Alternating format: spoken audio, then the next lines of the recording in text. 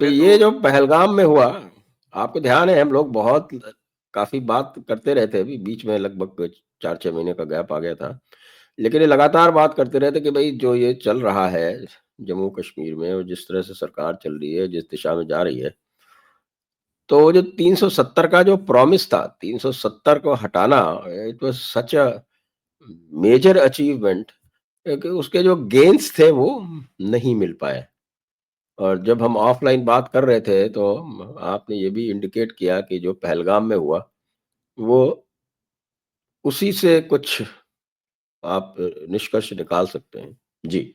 जी, संजय भाई, ये एक ऐतिहासिक जो एक निर्णय लिया था, एक ऐतिहासिक इन्होंने कदम उठाया था 370 धारा हटाने का, और जे-एंड-के को, जैसा ये लोग कहते आ रहे हैं कि इंटीग्रेट करने का जो ये एक प्रक्रिया थी। हटाना अपने आप में बहुत बड़ा कदम हम मानते हैं, सब मानते हैं, लेकिन पर्याप्त नहीं था। देखिए, कागज़ पलटने से स्थिति नहीं पलटती।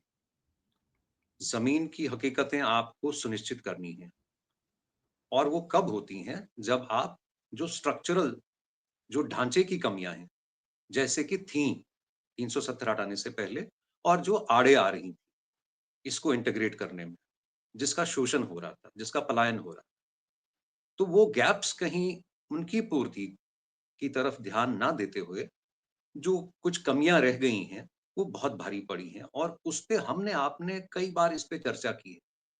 और आज ये कोई समय नहीं है लांछन का, दोष ब्लेम गेम करने का, लेकिन उसका पोस्टमार्टम करना, उसकी तरफ ध्यान अपना देना, और उसपे जो है विचार-विमर्श करना आज बनता है।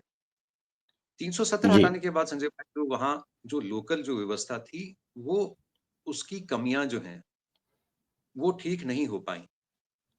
और इलेक्शन कराना कोई बड़ी बात नहीं थी। इलेक्शन हमारे यहाँ होते रहे हैं, 70 साल से होते रहे हैं इलेक्शन। लेकिन अब के इलेक्शन और 370 के रहते जो इलेक्शन होते थे, उसका सबसे फ़ायदा बड़ा ये हो सकता था, उसका सबसे बड़ा जो एक रोल हो सकता था, जो उसका एक दायित्व हो सकता था, एक कंट्रीब्यूशन हो सकता था, कि आपने सुदृढ़ अगर की होती व्यवस्था, तो जो डेमोक्रेटिक वहाँ फोर्सेस अब आए हैं, शायद उस प्रक्रिया को आगे ले जाने में, या उसको कंसोलिडेट करने में अपना ध्यान को लगाते, या उस तरफ अपनी ऊर्जा लगाते, तो अच्छा रहता। लेकिन इलेक्शन ही कराना वहाँ पे, मैं समझता हूँ इलेक्शन का अभी कोई औचित्य नहीं था। सुप्रीम कोर्ट की एक आई है, उसमें डायरेक्शन की इलेक्शन कराइए। लेकिन इलेक्शन बाय इटसेल्फ कोई एंड नहीं हो सकता, इलेक्शन हमने बहुत कराए हैं। तो ऐसी सिचुएशन में, जहाँ आप जो प्रॉक्सी वॉर जिसको कहते हैं, जहाँ इलेक्शन फ्री एंड फेयर जो है, कैसे होता है इलेक्शन फ्री एंड फेयर?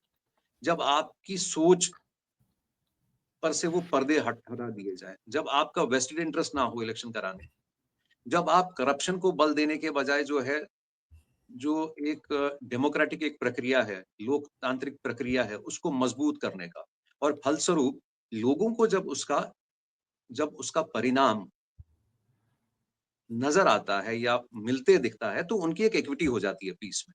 तो वो करने में हम चूके हैं। बल्कि मैं तो ये कहूँगा कि इलेक्शन जब इन्होंने कराया, तो उसमें ऐसे इन्होंने तत्वों का साथ दिया, या उनको उभरने का जो मौका मिला है दोबारा, और चाहे जमात थी, चाहे इंजीनियर रशीद जैसा कोई व्यक्ति था, सब जो 370 से पहले जो एक जमावड़ा था, एक वेस्टेड इंटरेस्ट्स का, वही तो आगे आया है। वो एक चूक रही है बहुत बड़ी। जी, जी, जी। अ, और हमने कई बार डिस्कस भी किया है और वो भी डिस्कस किया है कि कैसे जो पुराने जो चावल थे, वही जो है वो नई व्यवस्था में भी आके आपको वो जो है ना, वो मियाँ फारूक और मियाँ बशीर की याद ही होगी, तो हम लोगों ने ही कैंपेन करके उनको हटवाया था। लेकिन प्रश्न ये है कि उन जैसे लोग जो थे वो सिस्टम में कैसे आ गए और उसके बाद भी आते रहे। चाहिए जो अब इसी में आगे बढ़े अगर, तो एक अभी जम्मू कश्मीर असेंबली में एक सेशन हुआ और उसमें कॉन्डेमनेशन किया गया इस पहलगाम वाली किलिंग का, और उस समय पर उमर अब्दुल्ला ने एक भाषण दिया और उस भाषण में उन्होंने कहा कि मैं इस समय ये नहीं कहूँगा कि पुलिस हमारे पास नहीं है, मैं इस समय ये नहीं कहूँगा कि हमको स्टेटहुड दीजिए। क्या कहना चाह रहे थे वो? देखिए संजय भाई, ये उमर अब्दुल्ला वही उमर अब्दुल्ला हैं।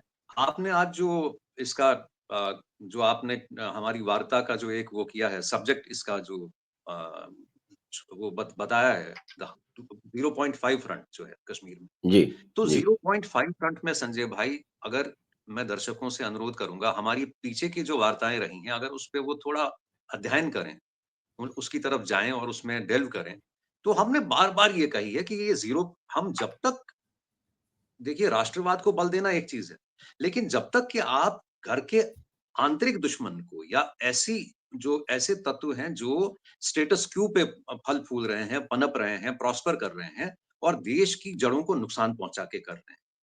तो ये 0.5 फ्रंट में ये उमर अब्दुल्ला भी हैं, मुफ्ती हैं, पीडीपी है। मैं चलिए व्यक्तियों की बात ना करते हुए नेशनल कॉन्फ्रेंस का एक रोल है, पीडीपी का एक रोल है। मुझे ये बताने की कृपा कीजिए, अगर इनमें ईमानदारी और देश के प्रति निष्ठा होती, ज़रा-सी भी निष्ठा होती, ज़रा-सा भी राष्ट्रवाद होता, तो क्या इस 75 साल में जो 370 के चलते ये नहीं कर पाए, इन्हीं के चलते तो हम आए हैं इस बर्बादी की कगार पे, खड़े हुए हैं। और आज उमर अब्दुल्ला किस मुँह से कहेंगे कि नहीं मुझे अगर पुलिस होती तो अगर पुलिस नहीं है तो मैं आज शिकायत करने का ये नहीं है। जब पुलिस थी इनके पास तब कौन से इन्होंने किले फ़तह किए? तब कौन से इन्होंने वो पहाड़ काट दिए? मुझे बताइए क्या पुलिस इनके पास 75 साल नहीं थी? मुफ्तियों के पास, अब्दुल्लाहज़ के पास? उस पुलिस को, उस शासन को, उस व्यवस्था को, उसका अब्यूज़ करते हुए, उसका उसका शोषण करते हुए, इन्होंने ही तो मजबूर किया है कश्मीरी को बंदूक उठाने के लिए।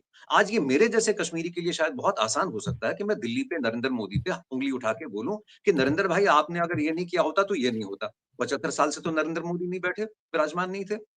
यही लोग थे, आपस में ही इनकी चलती थी।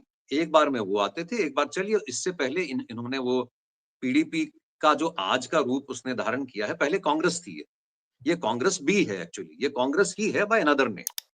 तो 2 घरों में एक आपसदारी थी, एक इनकी कॉमनैलिटी थी कि परपेचुएशन ऑफ इंटरेस्ट, वो किया है इन्होंने।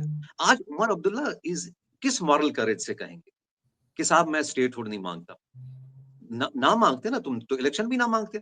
मुझे याद कराऊँ मैं आपको संजय भाई इन्हीं कार्यक्रमों में हमने कभी उनकी ट्वीट्स का ज़िक्र किया है और उसमें उन्होंने ये कहा था कि इलेक्शन तो कोई सॉल्यूशन है ही नहीं इसका।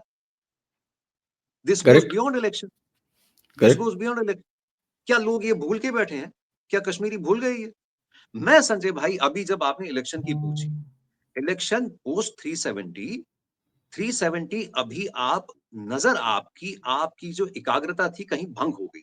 अगर आपने सिस्टम को चुस्त दुरुस्त किया होता, कश्मीर में कानून की व्यवस्था को लागू किया होता, rule of law, fair of law, लेकिन बदकिस्मती से दुर्भाग्य से वहाँ ये अब जो आपने अभी कही कि ऐसे लोग सशक्त हो गए, ऐसे लोग जो है एम्पावर हो गए कि जिन्होंने देश हित को तो रख दिया एक तरफ, एक एक एक एक एक साइड और कार्यक्रम कुछ और हो गया। जो जो रोशनी जैसे जो वहाँ इंस्टेंसेस थे, शासन को लूटने का, गवर्नमेंट ऑफ इंडिया की जो एक लार्जेस्ट है, उसपे अपनी अपनी ठेकेदारी वो कायम करने का या उसको मिसअप्रोप्रिएट करने का, वो सारे एलिमेंट्स इसमें रीइन्वेंट हुए हैं संजय भाई। ये पोस्ट 370 जो है बेसिकली, ये पोस्ट 370 हमको लाभ इसलिए आज कम दिख रहा है, जो हुआ है लाभ लेकिन बहुत कम हुआ है, ना के बराबर हुआ है। वो इसलिए क्योंकि स्टेटस क्विस्ट और जो लोग इस स्थिति के जो आर्किटेक्ट थे, वही लोग तो बैठे हैं आज सारे वहाँ पे, चाहे इलेक्शन से आए हों आगे अब। मुझे देश हित में इलेक्शन नहीं चाहिए था। मुझे कॉन्स्टिट्यूशन संविधान का कि मुझे वहाँ एक सुप्रीमेसी चाहिए थी, वो नहीं हुई। उमर अब्दुल्ला तो अब किस मुँह से क्या कहेंगे, जो भी बोलते हैं मैं उसके आपके पास भी है, मेरे पास भी है। उनके खुद का वाक्य है, उनके खुद की जो उन्होंने लिखे हैं, बोले हैं वो that runs contrary to what he is saying now. वो तो अपनी अपनी कुर्सी को रो रहे हैं। वो थोड़ा ना रो रहे हैं कि भारत के बच्चे वहाँ शहीद हो गए या वहाँ कश्मीरियों के लिए जो है एक गले की हड्डी बनी है मिलिटेंसी, जो निगलते ना बन रही है, ना उगलते बन रही है। वो किस मुँह से कहेंगे? उन्होंने ही तो पनपाई है मिलिटेंसी, उन्होंने और मुफ्तियों ने।